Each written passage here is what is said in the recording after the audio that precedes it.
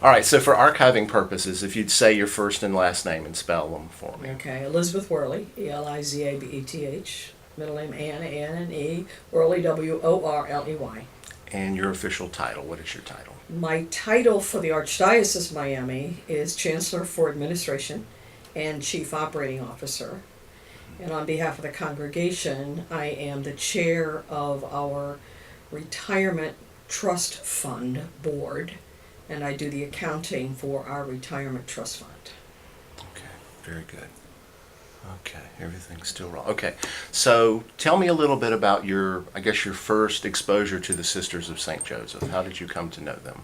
Well, I was very blessed to be educated by the Sisters of St. Joseph for 12 years, actually, in Jacksonville, St. Paul's Parish, one of the older parishes in the community.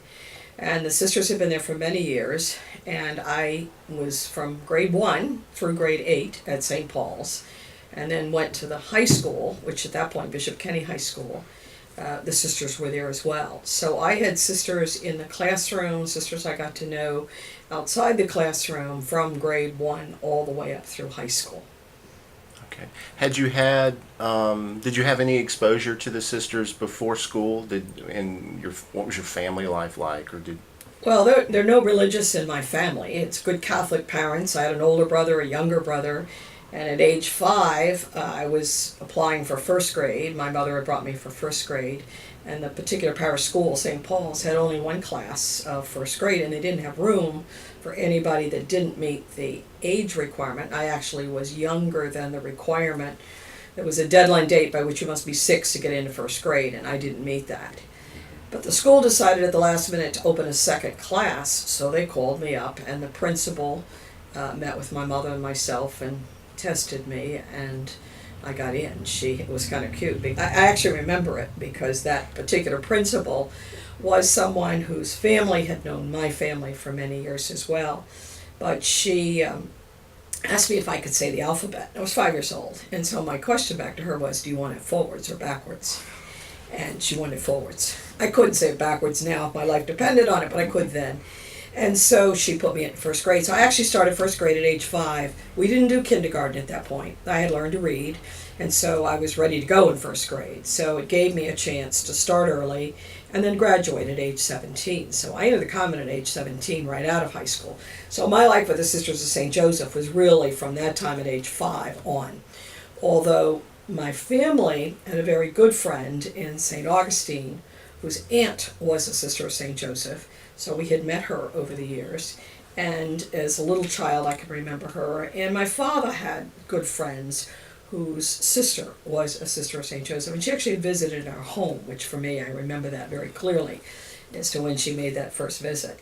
So there was contact with the sisters, but it was really through that educational system of 12 years of school that I came to know the Sisters of St. Joseph, to know them as religious women dedicated to service, dedicated to the person of Christ in their own spiritual lives, the strong community, the great sense of joy of their service. And I knew I wanted to be part of that. How early did you know you wanted to become a sister? Well, I mentioned Sister Frances Cabrini was the sister whose family member knew my father, and I remember her coming to our house. I was a small child, maybe 4 or 5. I hadn't started school. And I knew when I saw her, that was what I wanted. I certainly didn't understand, but I would say that, I can recall that incident and recall knowing that I wanted to be like this sister that I was meeting. But I also knew a sister in St. Augustine who was the aunt of this friend of ours, and we used to see this friend regularly. And then I knew that there was something about her that was very special. And when we would go to visit that friend of ours, Marjorie was our friend, when we would visit Marjorie, from her balcony, I could see across a block and a half, I could see the top of the convent. So that sense of connectedness was there, even though I didn't understand. As I grew older, I came to know that my own family had a long connection with the Sisters of St. Joseph that I really didn't know as a little child. When my grandmother was living in Orange Park, and in almost the turn of the century, into the 20th century, the babies would be abandoned and left on the doorstep of St. Mary's home in downtown Jacksonville. and my grandmother would board the babies for the sisters. So my grandmother had known the sisters back well before my parents were born. So the connection to the Sisters of St. Joseph was strong. My parents married and then resided in a parish where the sisters were. So there was a long connection. One of our older sisters, who was a great scholar, had learned French from my grandmother on the other side. So actually both sides of my family had had long connections with the Sisters of St. Joseph. My father, as a child, was a boarder in one of our academies that we had in Loretta. And he boarded really on, he actually wasn't a boarder, they lived there, but he went to school there only for 3 years. When his father died, he had to go to work, so he dropped out of school at that point and went to work. But the connection to the sisters was there in the generation before I was born. So, no surprise that it was the Sisters of St. Joseph, to which I was drawn. So, Can you list, when you think about some of the attributes of some of the sisters who had an impact on you, can you describe what those were that sort of stuck with you? one of the sisters that was a long time mentor of mine and grew to be a long time, lifelong friend was Sister Marie Therese Everard. Sister Marie Therese, for those who would know her, was a marvelous musician right up to the last day of her life. She was a wonderful contributor to music in parish music in St. Augustine, but was a contributor to parish music wherever she was assigned throughout her life. Had a wonderful singing voice herself. She was the music teacher, and you got to join choir when you got into 5th grade. So I can remember in the grades before that waiting to join choir. I love to sing. I still sing. And Sister Marie Therese was a wonderful formator for me in my life as a child and the spirituality that the sisters were sharing with us in school, but also a mentor to me as I prepared to enter the convent. She certainly knew that I was drawn to consider religious life even as a child in grade school. And then in high school made it possible for us to visit the novitiate and assisted me in preparing to enter, but was a lifelong friend and always considered me one of her girls that had entered the convent, for which she was very proud. So she would be one that I would say was a huge mentor, example, model, a woman of great prayer, a woman of great joy, of exuberance her entire life, great service. She would do anything for anybody, whatever was needed. She was a great educator. She was my classroom teacher as well as our school principal in grade school. But the most remarkable connection I have to her was music, because she started me in choir. She was with me in Orlando when I had my first choir and actually got onto television to perform faster than she ever had, and she made known that had happened. She was pleased with that. But great sense of joy, of love. Everyone that knew her would speak of her exuberance, her great faith, her great joy at being a religious. And that for me was always a wonderful model. And that was only one, actually. Many of the sisters were wonderful women of prayer. You saw the strong community life. Even when I was in high school working in the downtown public library, I would go to noon mass at Immaculate Conception, and the sisters would come over from Immaculate Conception for mass together as a community. You saw that strong community. I knew of the service, their life of service to the church in Florida, as I grew older and understood the history. And again, the connection with my own family, who could help me with some of that history to know and understand it. The role of the Sisters of St. Joseph in the church in Florida is remarkable. The growth in the church in Florida can be marked by the movement of the sisters from one mission to the next, to begin, to establish, and then in some cases to hand off to somebody else. Part of the maxims of perfection of our own religious congregation is to advance good works until they're near perfection and hand them to someone else to take them on to whatever the next level is, and in many cases to get the credit for it. Because in many cases the Sisters of St. Joseph started things and moved away, and many people forgot what they had done. Many people remembered, but many forgot.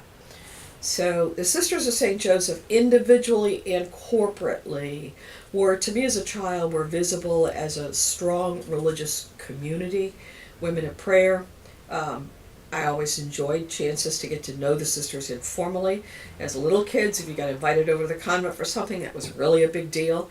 And we can remember those kinds of events as having a chance to meet the sisters, to be at prayer with them, to be something social, whether they were treating us to something at the convent, whether we got to help sister after school, whatever it was. We were happy for that because it was one more way to come to know the sisters. Describe yourself as a child. What kind of girl were you? Little, I'm talking very young. Okay, when I was very young, and they called me Sister Red in my high school teaching days, but when I was very young, I was very redheaded and very tightly curled, little. And my parents tell me that I was talking at 9 months, and as my mother would add, and hasn't stopped since. But nonetheless, I can recall going with my father. In those days, you didn't go online to pay your bills. You went downtown to the store and you paid. And on Saturday, recall going with my father to pay the bills. And he seemed to know everybody. And I would probably have been about 2 to 3 to 4 years old. It was before I started school. And I was amazed as a child that he knew everybody. Well, as I got older, he didn't know everybody, but he was very social. And he enjoyed meeting people and having conversation. But to a little child, he knew everybody. And in that, by going out with him, I was definitely my father's daughter. And going out with him, it was opening up the world to me as a child to be able to see people of all backgrounds, all races, and everybody was able to engage in some fashion one with the other. So as a little child, I was exposed to many different people, but I didn't recognize them as different. And that to me was a very great grace in later life. Even in our high school age, we were among the first classes where the Cuban migrants were coming in from Cuba, and the school was able to absorb some of them, and as well as we were able to be moving towards segregation. And for us, it didn't make any difference. The skin color, the national, the accent, it was just okay. That was a great blessing, because coming from a city of the Deep South, many other people struggled with that. For me, it was perfectly natural that we had that kind of diversity, because my parents, from the time I was little, had introduced me to many people. We had a strong family life. I enjoyed being at home at playing with friends, play with neighbors, whatever. So I was just a typical kid. I was a good student, but I had to work for it. My older brother was a very bright student, and he didn't work, and that was irritating, but I was happy to work, and I liked school. I liked the sisters. I liked what we did in school. In my high school years, I was asked to do some journalism, and I ended up getting good enough in it that they had me as a senior teaching a course to the underclassmen in journalism, which was a good experience for me, even to have my first teaching experience. But all that interaction gave me an opportunity to see a lot of people, do a lot of things, have a lot of experience, be given a great deal of responsibility. I had a job working in the public library, the particular job they normally put high school students in. I didn't have to do that because it was a librarian position vacant, and they actually gave me the librarian position, even though I was only a high school kid.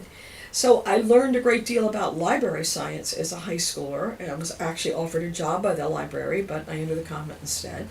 And all those experiences just gave me a lot of opportunity to learn, to get to know people, etc. I had gotten scholarships for for college in my junior and senior year, taken the tests and won these scholarships. But I knew I was drawn to the Sisters of St. Joseph. So there was that, do I go now? Do I go later?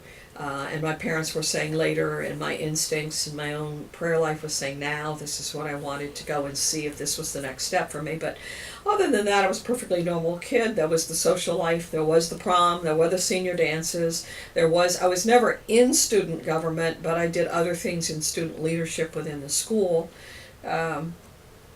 Hardworking, graduated, enjoyed school, life was good. When you look at this unique order, what are your thoughts about the work the sisters came here originally to do, and over time how that has changed or progressed, or up through to maybe what you see in the future.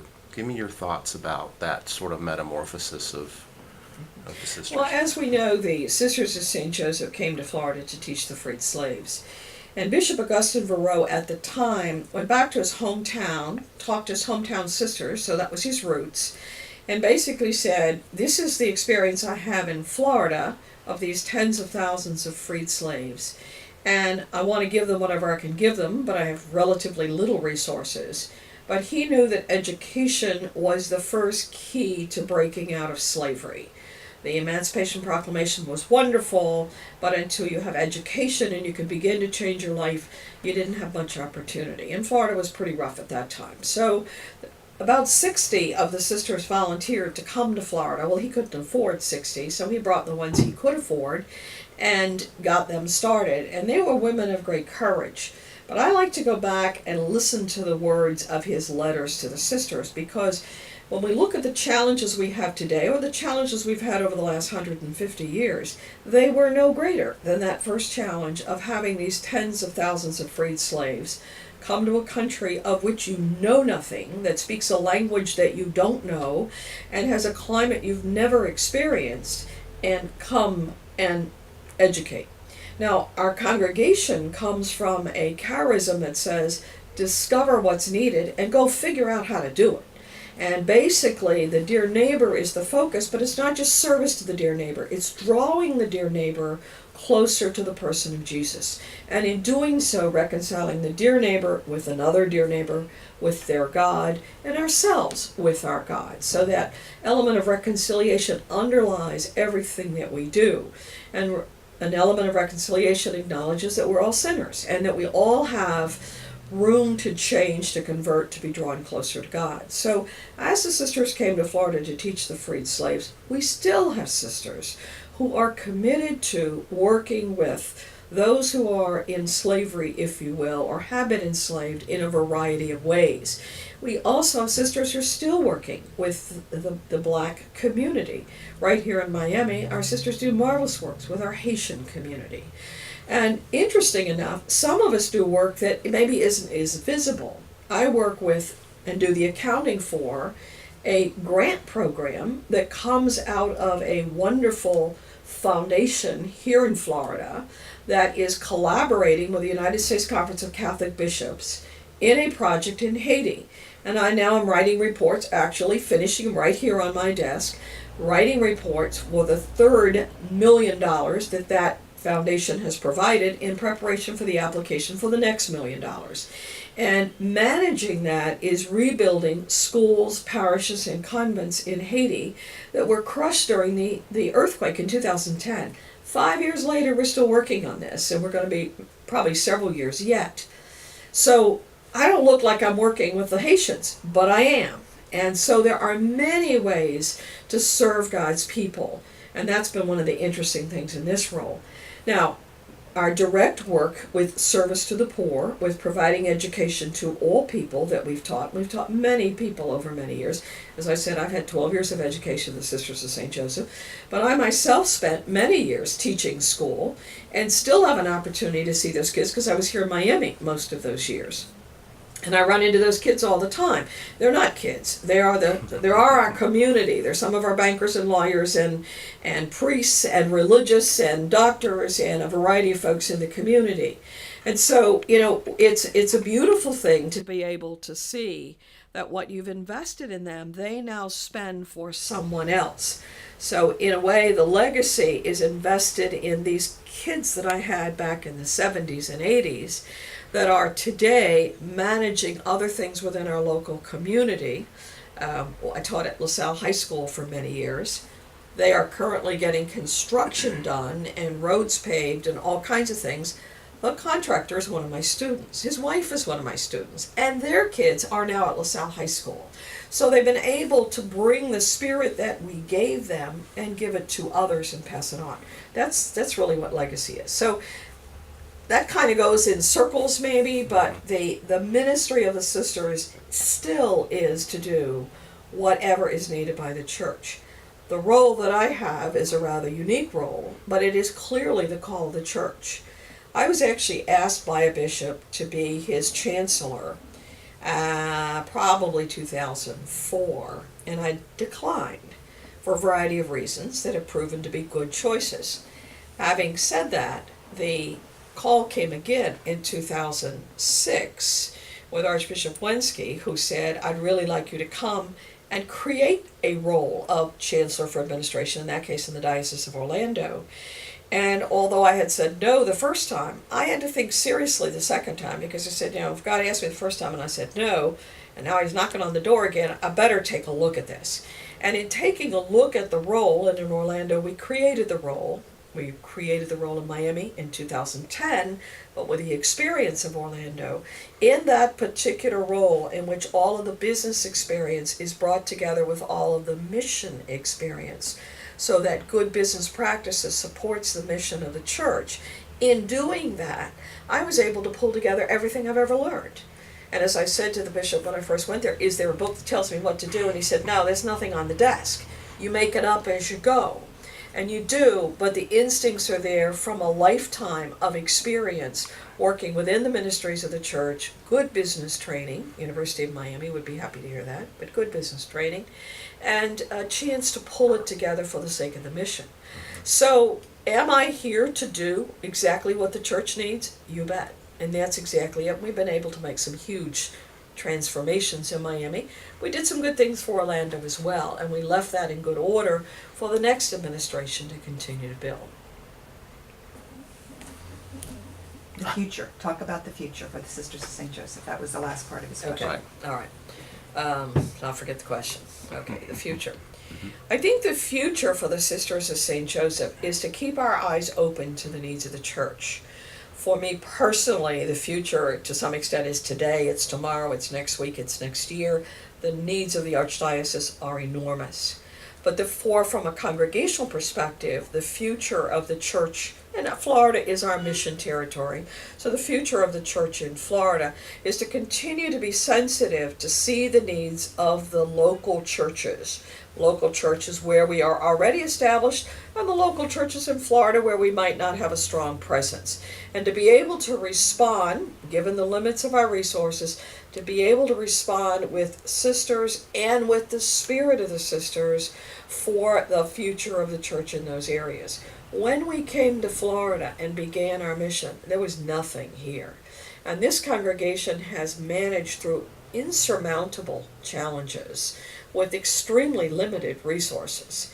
I think our challenge today is to have the hope in God that His providence will call forth the members to stand with the current membership, to become future membership, to continue the charism of this congregation. I think the charism of this congregation is one that is very unique. It needs to be sustained. The church needs the Sisters of St. Joseph, and it needs the Sisters of St. Joseph worldwide, but it needs it in Florida. My focus and our focus is really on Florida. We are a church that's still a very young church in many ways.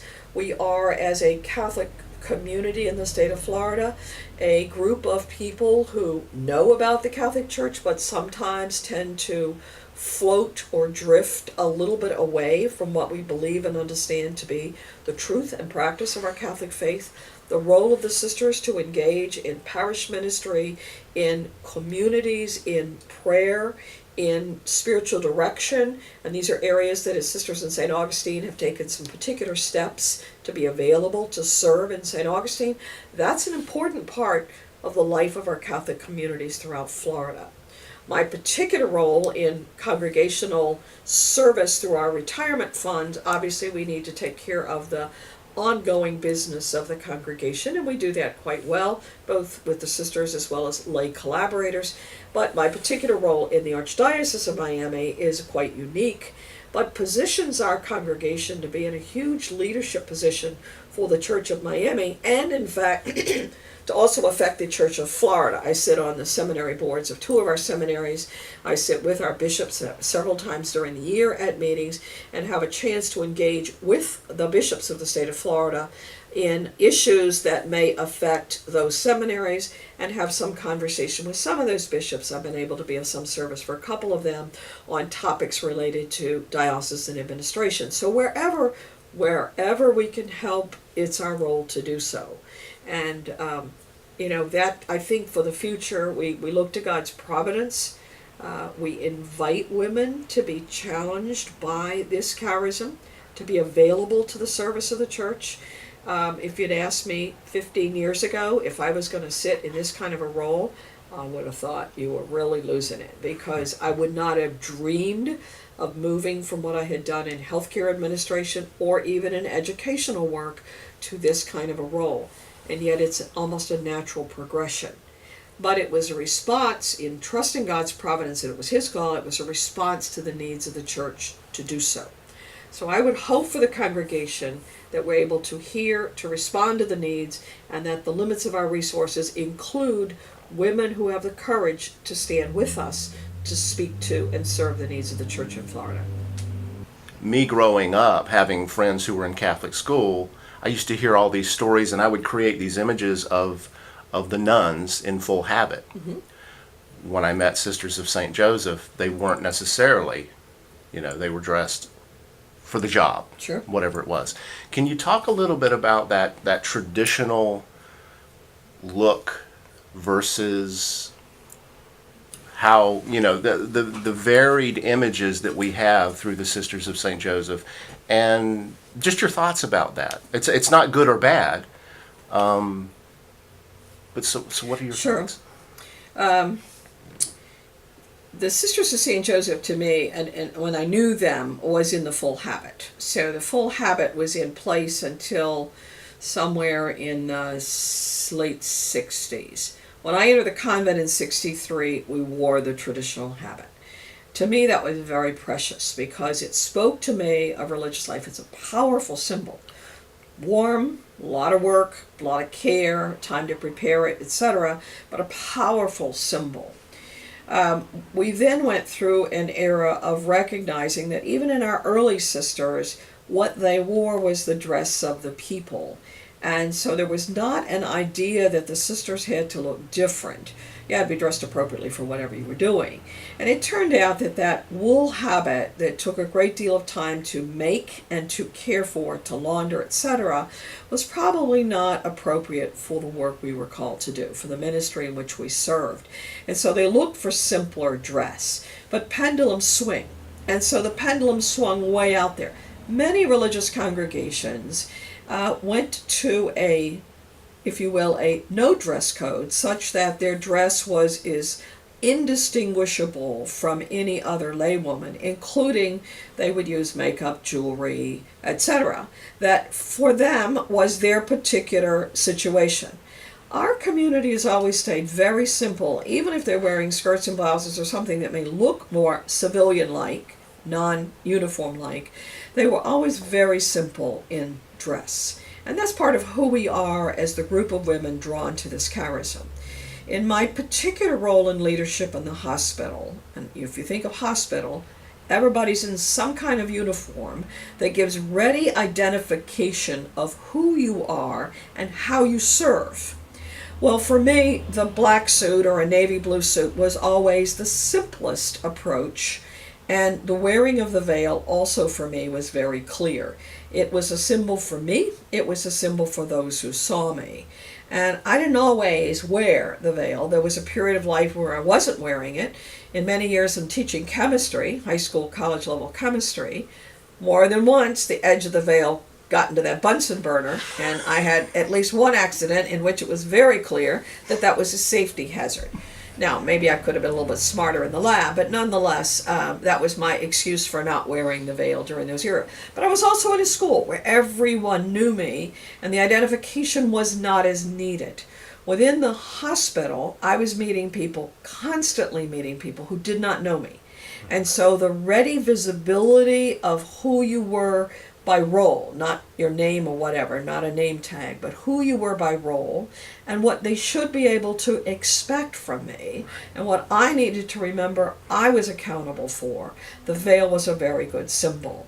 And so, I went back to wearing it, and many people commented that they were appreciative of that because the easy identification is there. In my role in governance and leadership and management in this archdiocese and in the Diocese of Orlando, it was also very important that I be easily recognized as a religious.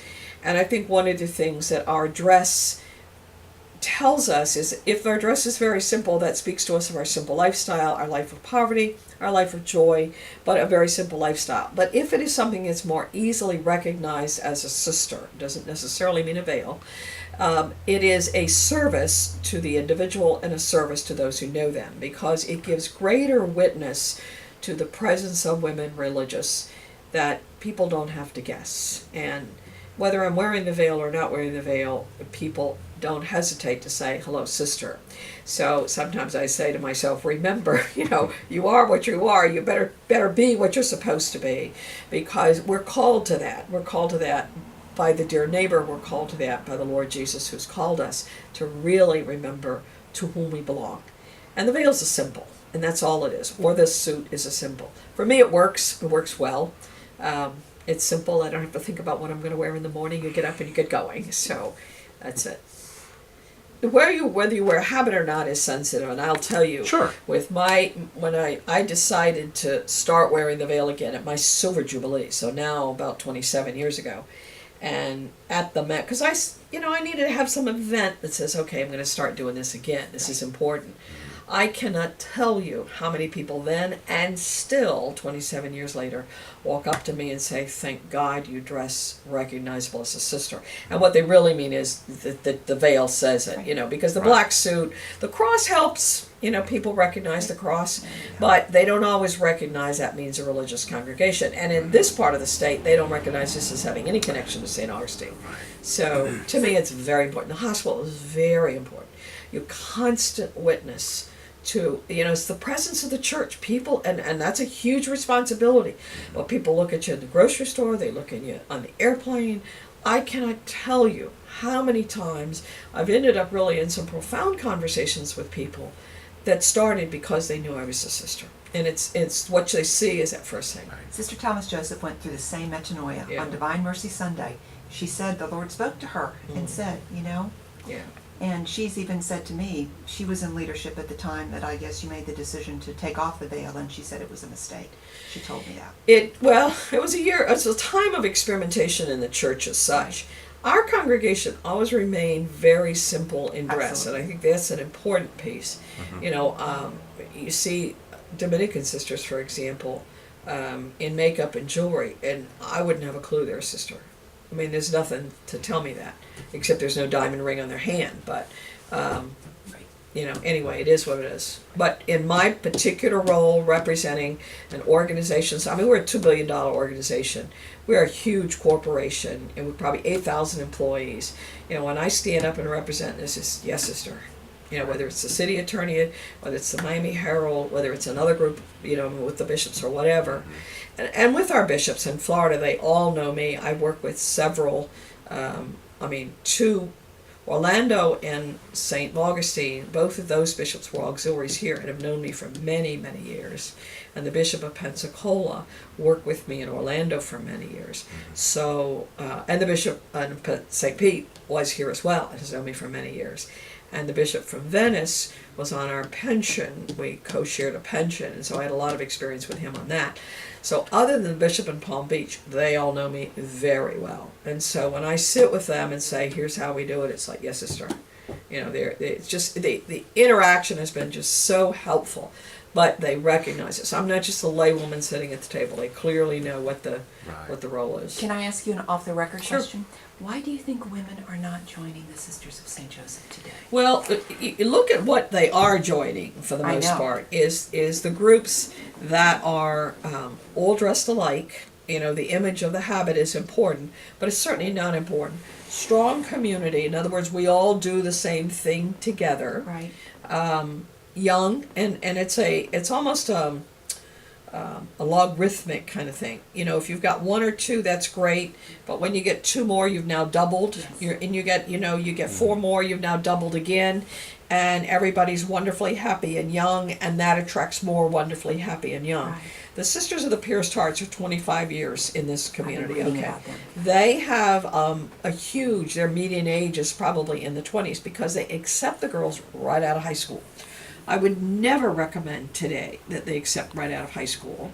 But what they have done is a unique thing is they've and again, it's we get critical mass, they have collected hundreds of families, and it's the Spanish culture, hundreds of families that are associates of theirs in a family group. And all those young women are growing up in those families already with a connection to it. We are not in schools. Our people don't have a chance to get to know the Sisters of St. Joseph. So, and if they do, it's a one here and a one here and a one here. Young people do things in groups.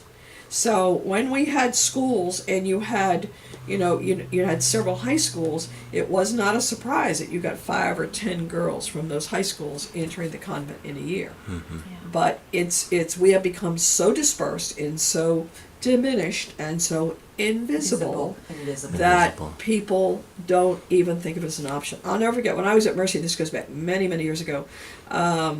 Well, I left Mercy in 2004. I'm back on it now, but 2004. So it was before that. No, it was in the 90s. Well, late 90s, 98, 99. We were doing a negotiation with Baptist Health System, and our attorney for that had done several other deals with a really nice guy. I had never asked this particular attorney, he was a transaction attorney, whether he was Catholic or not. Nice guy, worked with us, clearly worked with the sister and all that, but it never occurred to me to say, are you Catholic or not? It wasn't a decision about whether he did it or not. Mm-hmm. And I had to call him on the weekend for some reason. And he called his home, and his daughter answered, and I chatted with her. And I had never met the child, but I knew the child's name, so probably in the confirmation age kind of thing. And so she finishes the conversation. She puts her mom on the phone, and I said, I need to talk with Keith. Is Keith around? Yeah. And she was going to have Keith call me. That was the end of the conversation. Well, Keith tells me afterwards that his daughter was so excited because it was the first time she had ever spoken to a sister. Well, at that point, I didn't realize they were Catholic. Turns out the wife is Catholic. The kids were going to religious ed. And so, got to know him in a different way after that. But I will never forget that call. That child had never, and here she had gone through years of religious education, and they attended Mass regularly in a Catholic parish, had never spoken to a religious. Eventually I had a chance to meet her several times over. Kid's grown and married now.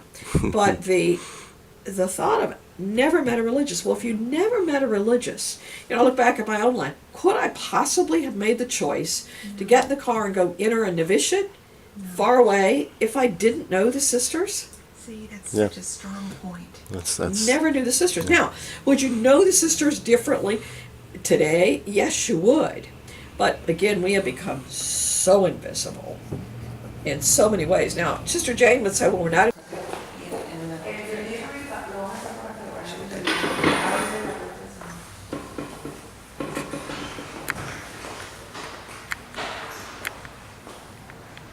And you're going to want to do some deep roll outside too, of the signage and everything. right. Absolutely. Okay. I'll be your person that you're gonna Okay. teach. Okay. Anytime you're ready, sister. Yep, let's go. Are we talking Mercy or the clinic first? Okay. Oh, there's somebody there already.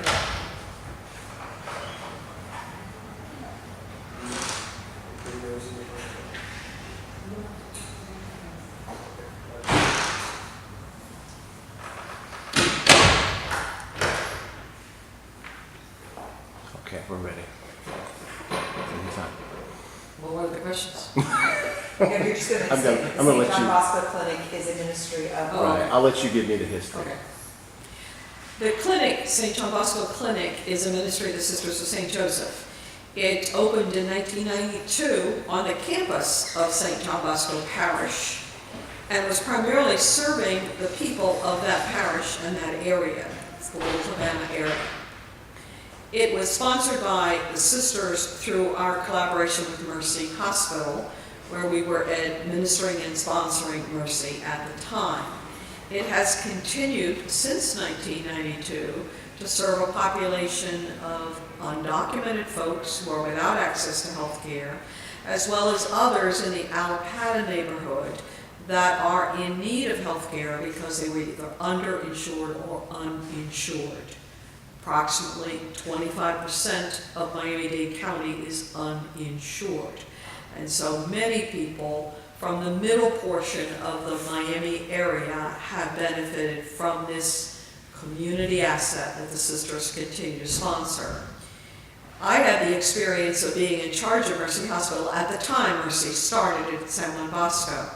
Following my years of involvement, Sister Edith Gonzalez, as Vice President of Mission Integration at Mercy, really took it on as a ministry of the sisters as well as the hospital, and really shepherded it during the transition from the San Juan Bosco clinic, the San Juan Bosco site, parish site, to the Corpus Christi parish site in the facility where it now operates and has operated for many years. And it continues to be an outstanding asset of the community of Miami-Dade, a good work of the Sisters of St. Joseph, but also a good work of those with whom we collaborate.